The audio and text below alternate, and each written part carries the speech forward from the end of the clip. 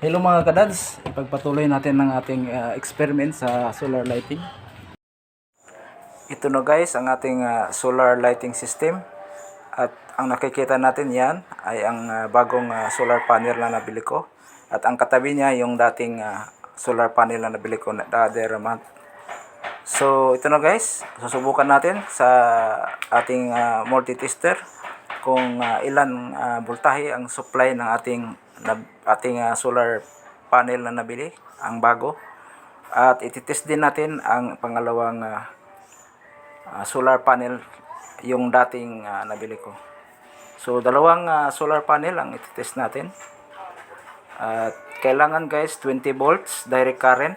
Ibig sabihin direct current yan, hindi alternating current, dahil seal ang ating solar panels ay tinatawag na maliliit na cells. So direct current ang kanyang iso-supply guys. Itong kinuha kong cord ay yung bagong solar panel. So subukan natin i-test kung ilang voltahe ba ang supply niya. So ayan na guys, 7.3 more or less ang voltage niya. Ayan, at itong isa, itatry natin itong isang socket from my old solar panel. At subukan natin kung ilang voltahe ang kanyang isusupply. Ayan na po, maliit ang kanyang butas. Sa gitna guys, yun ang positive. Kailangan red ang ilalagay dyan.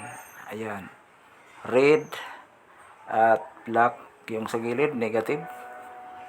So nagre-read siya guys ng 6.34 or 32. Iyan ang supply ng ating unang solar panel na nabili. So tanghaling tapat guys, yun ang reading niya. Hindi ko alam kung hindi tanghaling tapat, baka bumaba ng 5 volts. So at least nagsusupply siya ng kuryente sa loob ng ating voltage storage.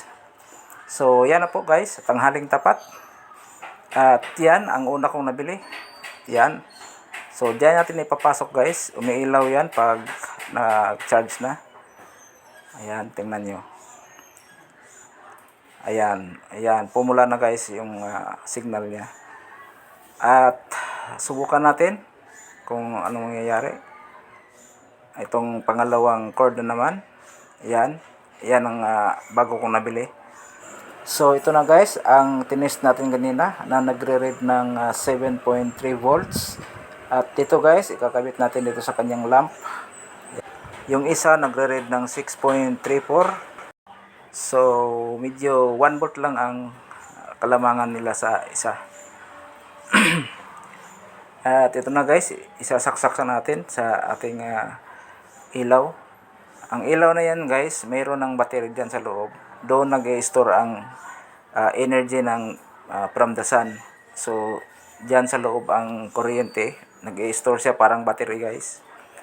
So pagkagabi, iilaw yan guys. So gamitin nyo yung switch button.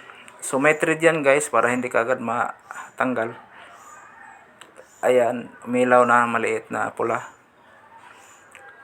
At ito ang kanyang push button, on and off. At mayroong automatic. So on at off sa baba, off, at yung sa taas ay automatic yan. So pag na-press mo yung automatic, pag gabi automatic mag-iilaw yan. So on and off, pwede mo gamitin din. So yan ang ating solar panel na bago. Ang katabi niya yung luma. At hindi naman luma, nakarang buwan pa lang nabili ko yan. So ito ang ating power storage. At may ilaw na rin. So magkasama na yan guys. Pag gabi guys, pwede natanggalin yung cord. Dalhin mo sa kwarto mo, sa sala mo. So yan ang mangyayari guys, tinatanggal mo yung Kung gusto mo hindi tanggalin, dugtungan mo yung mga wires. Kasi maiksi lang yung wires 3 meters lang ang wires na yan. So bumili ka sa hardware para madugtungan yung mga wirings, para hindi mo na tatanggalin. So yan lang po guys. At huwag kalimutan mag-subscribe sa Dad's View channel.